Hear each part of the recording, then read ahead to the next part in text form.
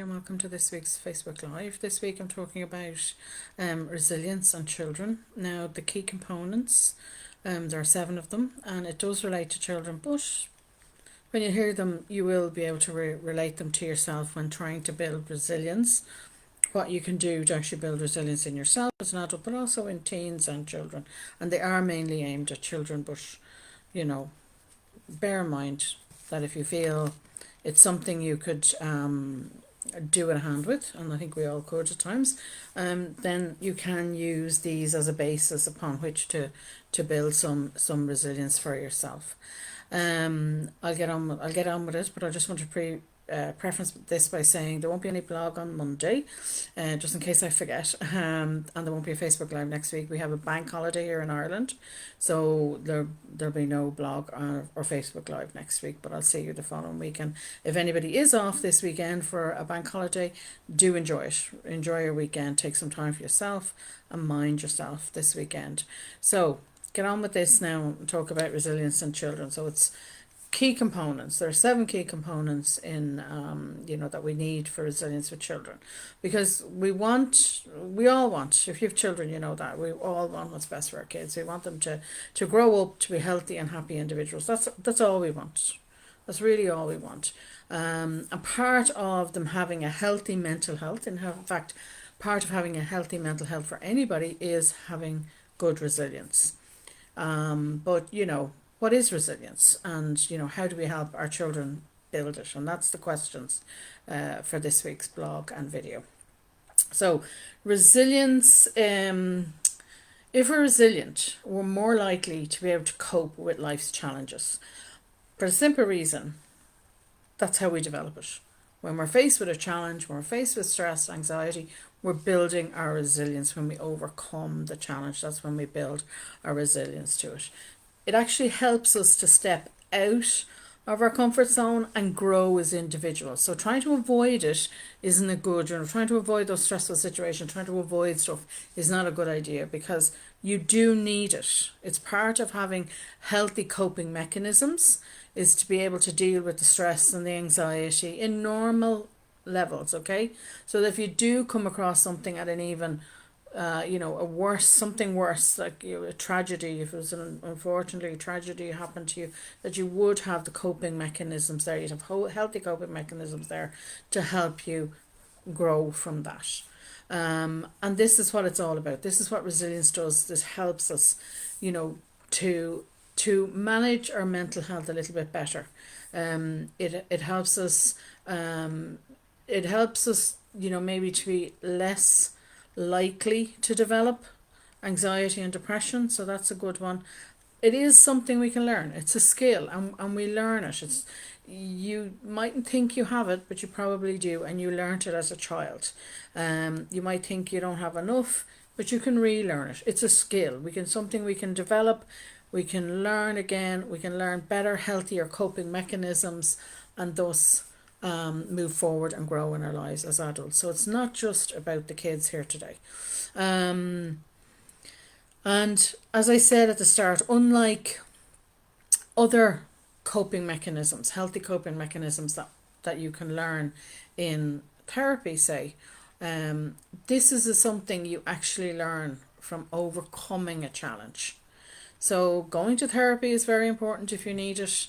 But during that time, the therapist is going to be able to walk you through and give you coping mechanisms to deal with it. But also at the same time, they're going to be helping you to overcome those challenges that you're facing currently.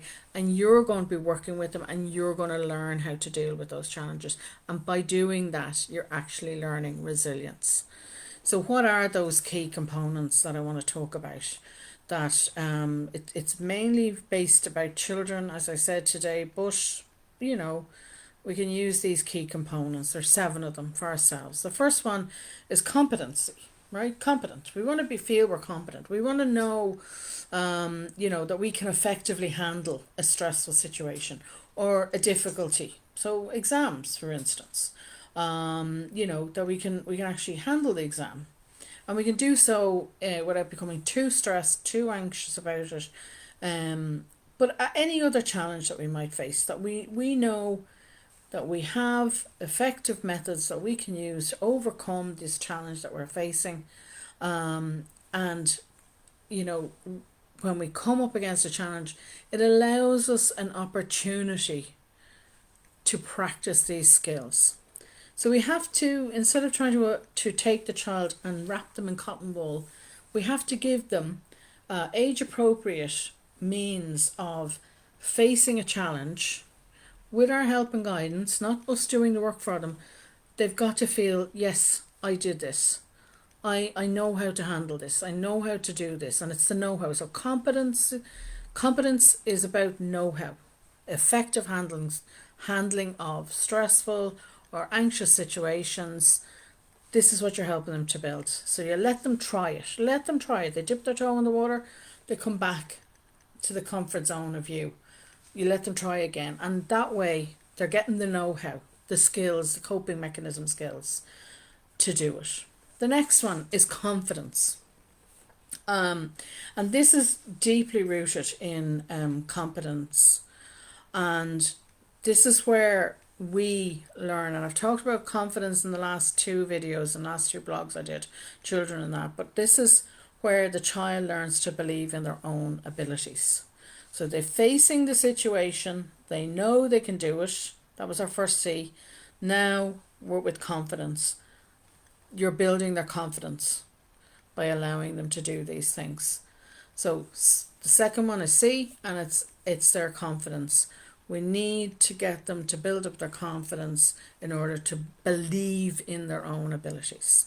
The third one, and it's vital for everybody, and I'm always harping on about this, and I see it as one of the basic building blocks of self-care, is connection. Third C is connection. It's especially with you, so they need to know you're their backup. You're going to be there no matter what. You love them, but they have a connection with you. But also a connection to positive. Now, these all have to be positive and healthy, okay? Positive family, positive friends, community, people within the community. Their community can be start off small. Their community can be just family and friends, close family and friends. Then it moves out as they go to school. They go to playgroup, they go to school, they go to secondary school. That community gets bigger and bigger. But they're building a sense of community for themselves, a strong sense of belonging and security within that community. And that's what this is all about. This helps them build resilience when it comes to facing something. They know they've got somebody that has their back. In other words, they've got somebody they can talk to, somebody they can turn to if they need help. That's part of resilience, being able to turn around and say, you know what, I need help with this. That's being resilient. Fourth one then is character. Now, a number of things come into this. This is about yourself, okay? Your confidence, as I've said already, that's part of it. Having a degree of empathy. Feeling empowered is another one. Your values, a strong sense of self, in other words. So when we have a strong sense of identity, we feel more empowered to take the wiser choice for us. Okay, that's what you're doing there with character. We're empowering ourselves, we're empowering our kids to make the wiser choice. So they know their values. They feel empowered. They feel confident. They have empathy towards themselves. Don't forget that. We have to have empathy towards ourselves as well as others, and have a strong sense of identity, a strong sense of ourselves. That's what character is all about.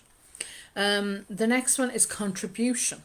So this ties into the community, the sense of belonging to the community, and that part of your identity. But contribution is about helping others, but not just about helping others. It's about the child feeling that when they do make a contribution, that contribution matters and very much is appreciated. You have to really think about this. This has to be appreciated. So little ways you can do that is, helping around the home. Thank you very much for helping out. That they feel appreciated about that. But they also feel, yeah, I made a contribution. I was able to do the tasks. Easy tasks. They can do it in the classroom. They can do it at home. We start off small, again, age appropriate, and we build it up. They're making little contributions to their daily life. And they feel, yes, they're being thanked about it. They feel, yep, I did a good job there. Yep, That's good. So again, you're empowering them. They've made a good decision. And they've made a contribution, and it was appreciated that they did so. So contribution increases competence, it also increases character, and it also builds connection with others as well. So these are all tied together, as you're probably kind of aware at this stage. The next C is coping skills.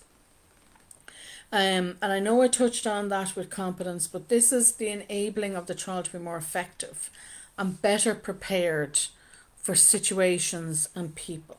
So this is about social skills, handling their stress, handling anxiety appropriately, and giving them the tools to do that. And if you feel you don't have that, then you learn. And as you learn, they will learn.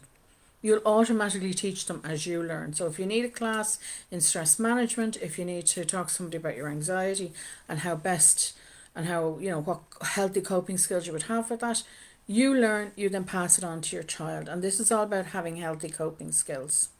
The last C in this lot is control. And this is about a control over their choices. We talked about having wise choices. It's about choices, decisions, and actions that they're going to take. That they feel, I'm in charge, I can make that choice.